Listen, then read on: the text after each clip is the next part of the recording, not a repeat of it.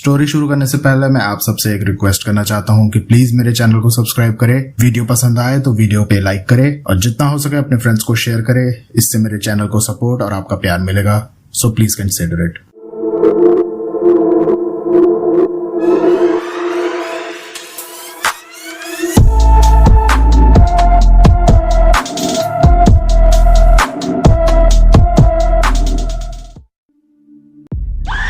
कभी कभी जब रात के सन्नाटे में एकदम से मेरी आंख खुल जाती है तो वो एक पुरानी रात फिर से मेरे दिमाग में जिंदा हो जाती है।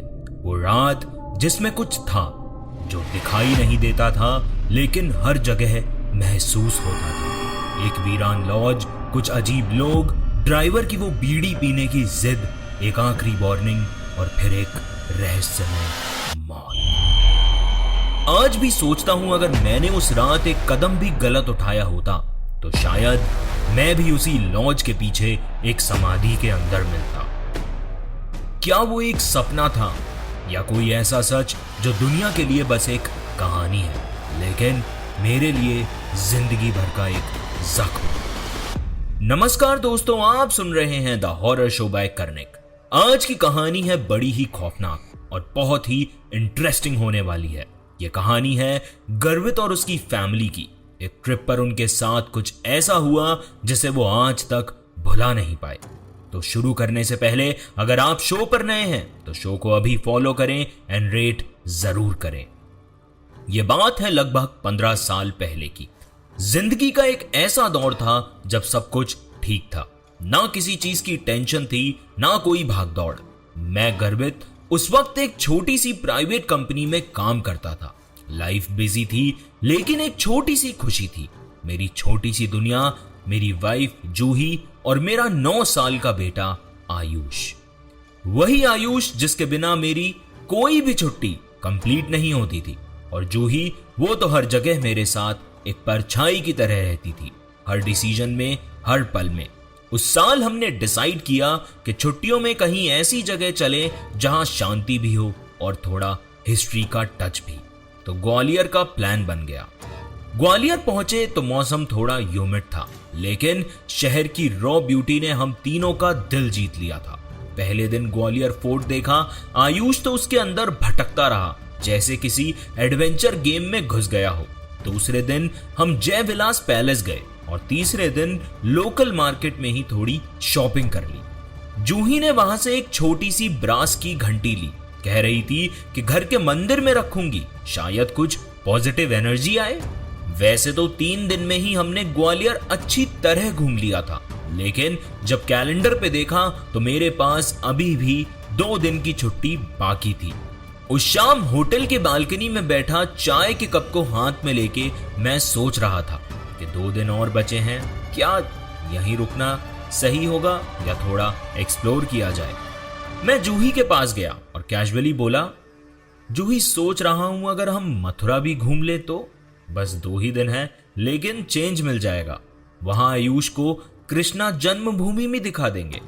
जूही ने पहले तो थोड़ा सोचा फिर मुस्कुराते हुए बोली, अच्छा आइडिया है, आयुष भी थोड़ा एक्साइटेड हो जाएगा। ग्वालियर से मथुरा ज्यादा दूर भी नहीं है। वो बात खत्म भी नहीं हुई थी और आयुष बालकनी में आया और बोला कि पापा कृष्ण जी का घर देखने चलेंगे। हम दोनों हंस पड़े। बस फिर वही मोमेंट था जहां से सब कुछ शुरू हुआ। हमने तुरंत होटल का चेकआउट प्लान किया, बैग्स पैक किए और एक लोकल ट्रैवल एजेंट से बस टिकट्स बुक करा ली। बस रात के 7 बजे ग्वालियर से मथुरा के लिए निकली थी। हमने सोचा थोड़ा सफर लंबा है, आराम से मथुरा पहुंचेंगे और 2 दिन मजे से घूमेंगे। लेकिन क्या पता था वो रात हमारे लिए एक सफर नहीं बल्कि एक परीक्षा बन जाएगी। रात के लगभग 7 बज रहे थे जब हम तीनों, मैं, जूही और आयुष, अपनी बस में बैठ गए। बस लोकल थी, ज्यादा लग्जरियस नहीं पर काम चल जाता। सीट्स थोड़ी पुरानी सी थी, खिड़कियों के शीशों पे धूल जम चुकी थी और अंदर एक हल्की सी डीजल की स्मेल थी। वही टिपिकल हाईवे, वही ओल्ड बस वाइब्स।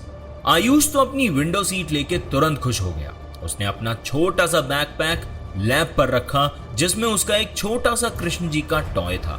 जूही ने थोड़ी देर बातें की पर जैसे ही बस ने मोशन लिया उसने अपनी चुन्नी से आंखों को ढक लिया और थोड़ी ही देर में नींद में चली गई। सफर की थकान थी और जूही का नेचर भी ऐसा ही था।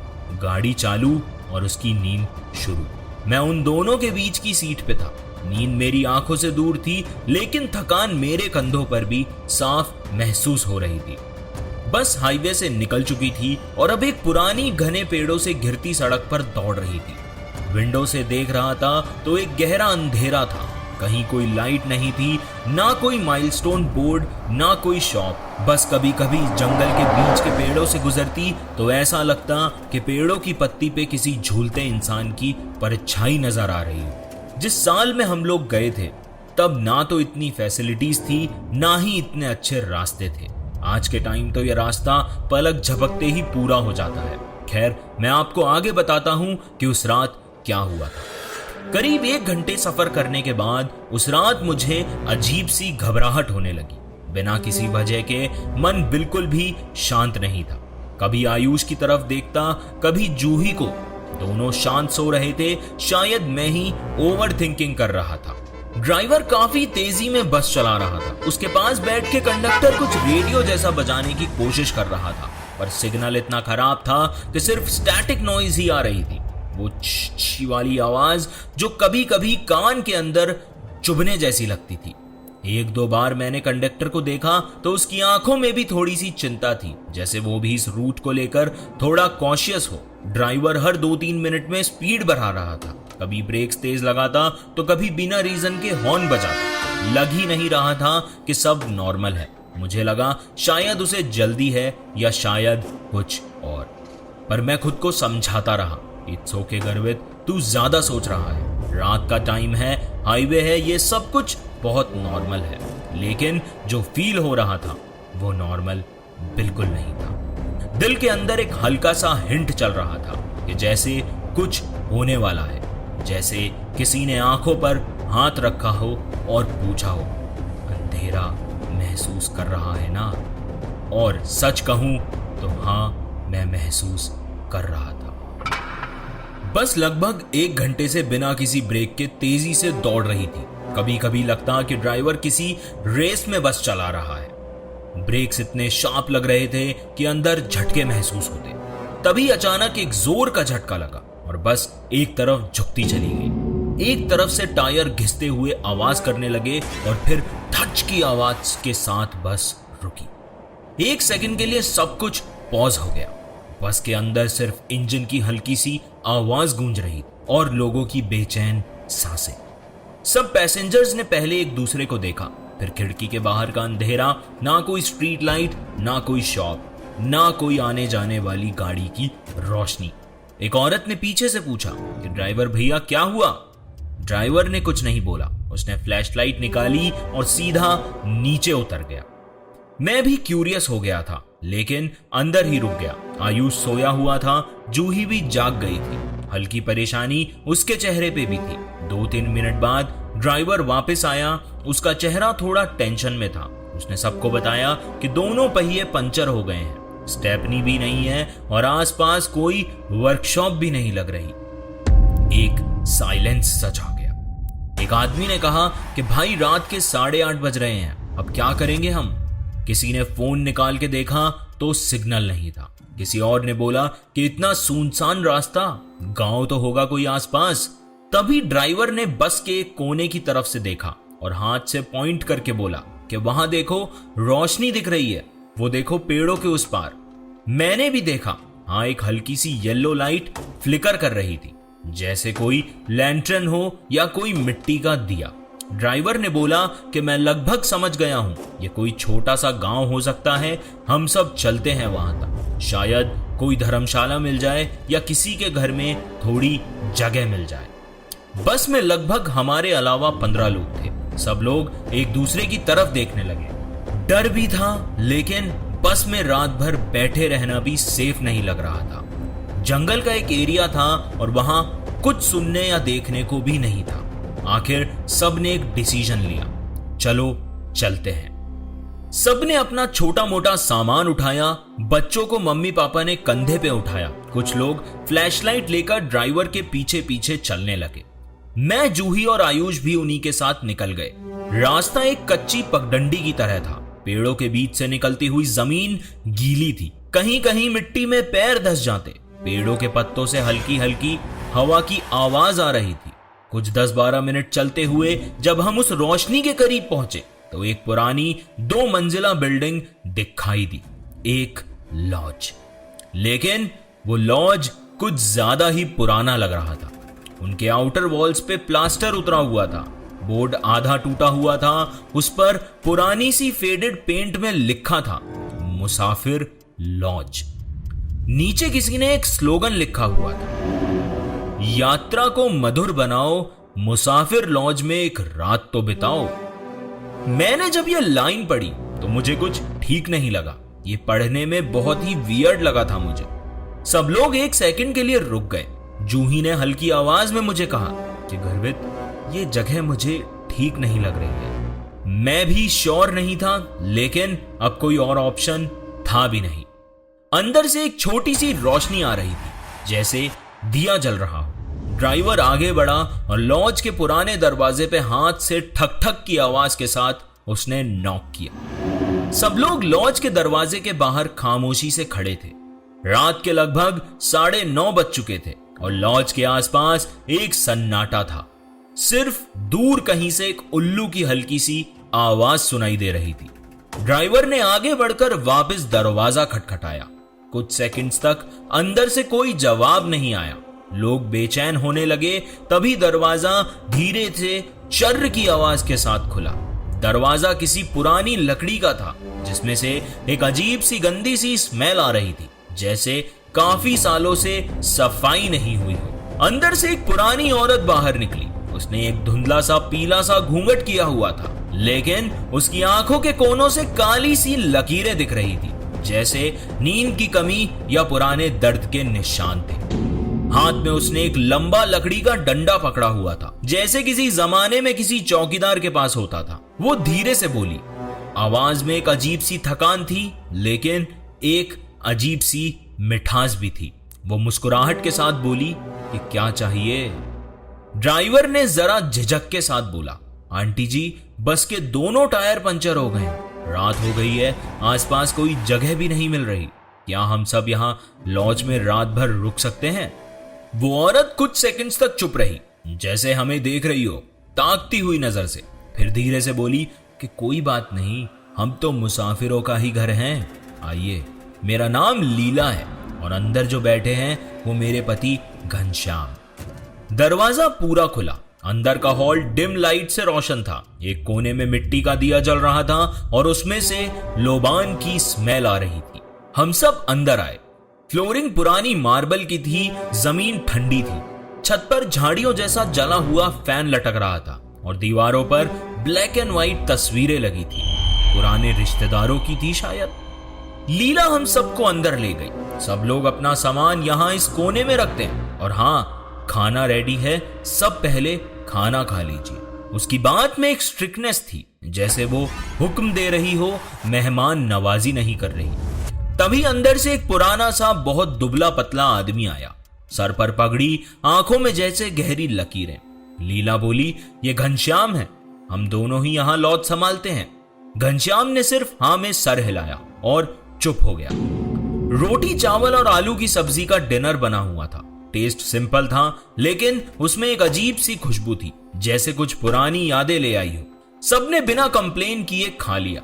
खाने के बाद लीला एक बार फिर से बोली, इस बार थोड़ा और सीरियस टोन में, देखो साहब लोग, अब सब लोग अपनी जगह पर कंबल बिछा के लेट जाओ और एक बात याद रखना, रात को कोई भी बाहर नहीं निकलेगा।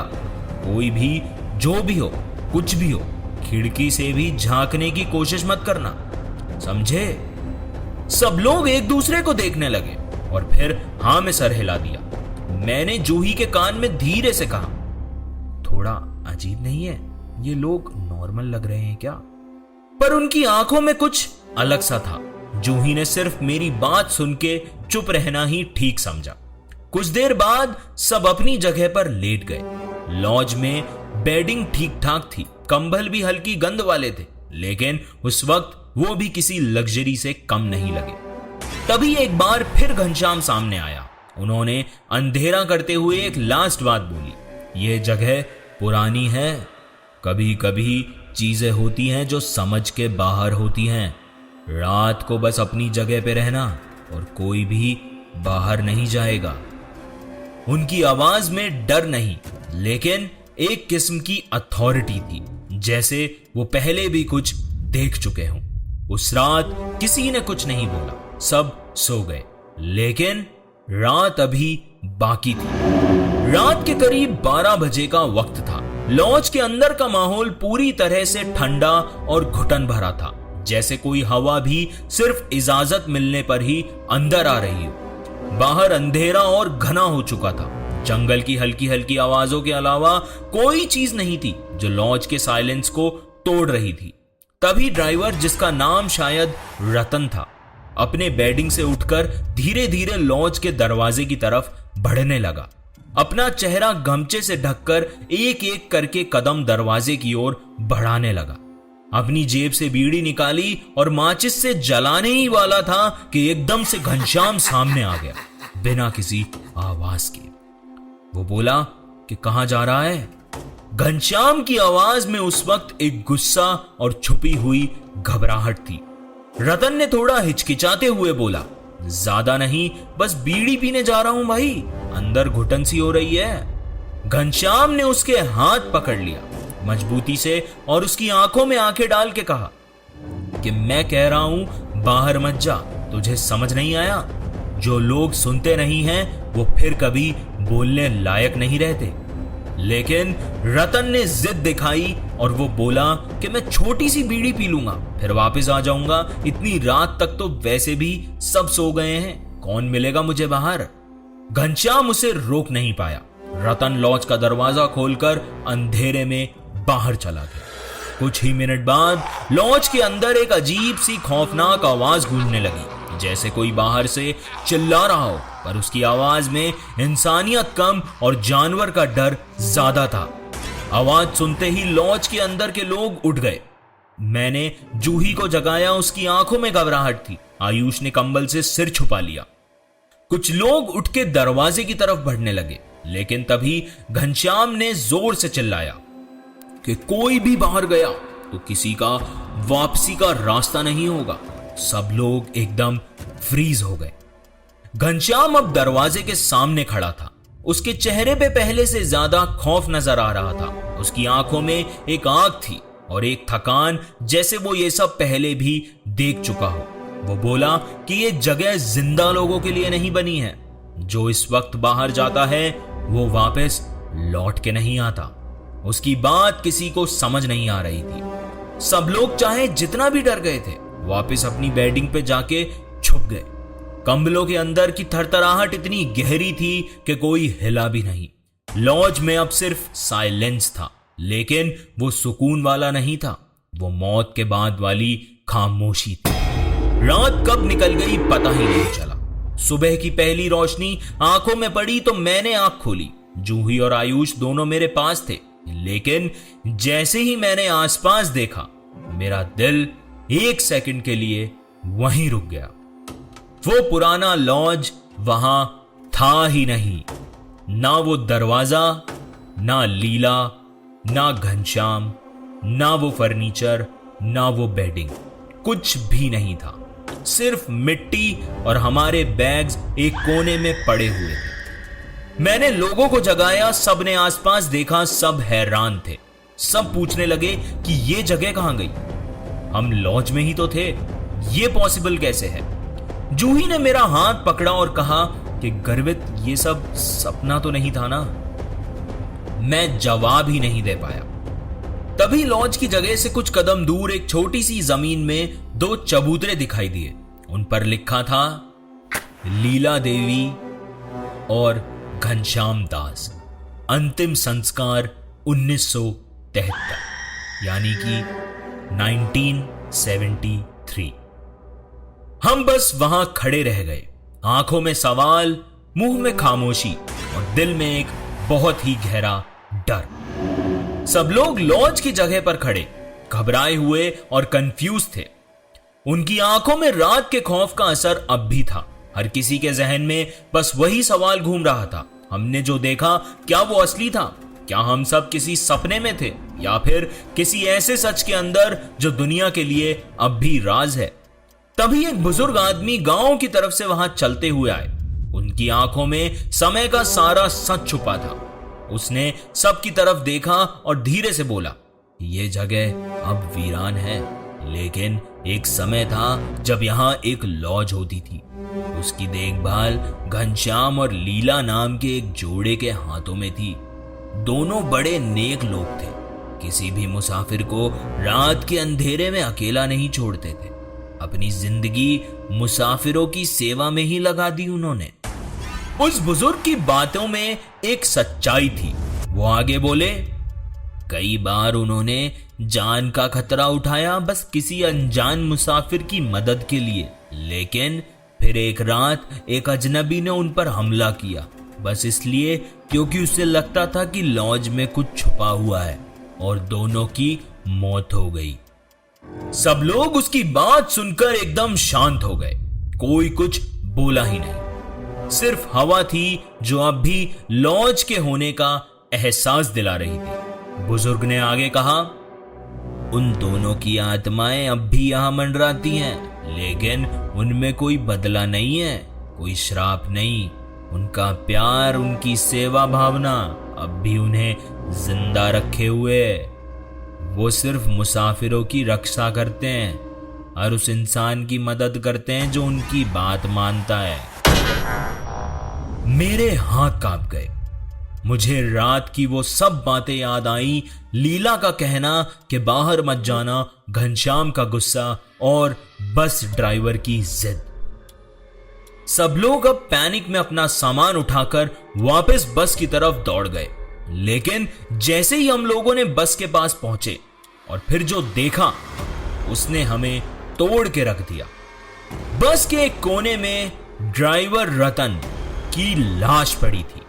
उसका चेहरा जैसे किसी ने उसे आखिरी पल में कुछ दिखाया हो। आंखें फटी हुई, मुंह आधा खुला, उसका पूरा शरीर झाड़ियों में पड़ा था, जैसे किसी ने उसे घसीट के यहां लाया हो या फिर वो किसी से बचकर भाग रहा हो, लेकिन बच नहीं पाया। सबका चेहरा जर्द पड़ गया। जूही ने आयुष को अपने से चिपका लिया। कई लोग तो अपने हाथ जोड़कर खड़े हो गए।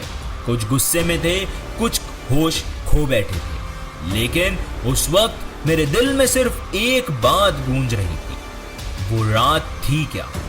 एक लॉज, एक इल्यूजन, या एक आत्माओं का रचा हुआ खेल? अगर रतन ने घनश्याम और लीला की बात सुन ली होती तो वो शायद जिंदा होता। उस रात ने मुझे एक ऐसी बात समझाई जो मैं कभी भूल नहीं सकता। जरूरी नहीं हर भूतिया चीज हमेशा बुरी ही हो। कई बार जो आत्माएं यहां रह जाती हैं वो किसी बदले के लिए नहीं, किसी मदद के लिए भी होती हैं। घनश्याम और लीला की आत्माएं आज भी उन रातों में निकलती हैं जहां कोई थका हारा मुसाफिर किसी वीरान रास्ते पे बस एक मदद ढूंढता है। उनका लॉज अब नहीं है, लेकिन उस जगह का एहसास उनका कर्ज है और उनकी रक्षा अब भी जिंदा है। तो दोस्तों, अगर कभी रात के अंधेरे में आप किसी वीरान रास्ते पे हो और एक पुरानी सी लॉज आपके सामने आ जाए जहां एक बूढ़ी औरत और एक आदमी आपका स्वागत करें, तो डरना नहीं। शायद आप एक ऐसी जगह पर हो जहां भले ही दुनिया के लिए कुछ भी ना हो, लेकिन आपके लिए वो जगह एक वरदान साबित हो सकती है। तो दोस्तों, आज की कहानी आपको कैसी लगी मुझे कमेंट्स में जरूर बताना। अगर आपके पास भी कोई कहानी है, कोई किस्सा है, तो आप उसे मुझे शेयर कर सकते हैं। ईमेल आपकी स्क्रीन पर है। अगर आप ये कहानी स्पॉटिफाई पे सुन रहे हैं तो शो को फॉलो एंड रेट जरूर करें। और अगर आप ये कहानी यूट्यूब पे देख रहे हैं तो चैनल को सब्सक्राइब करें, वीडियो को लाइक करें और मुझे कमेंट्स में बताएं कि आपका फेवरेट सेक्शन कौन सा था इस कहानी का। आप हमारे चैनल पे ऐसी ढेर सारी हॉन्टेड कहानियां सुन सकते हैं, तो अभी जाइए और सारी कहानियों का लुत्फ उठाइए। आज के लिए इतना ही। मैं फिर लौटूंगा अगले हफ्ते आपके लिए एक और नई हॉन्टेड कहानी लेकर। धन्यवाद। आप सुन रहे थे the horror show by Karnik.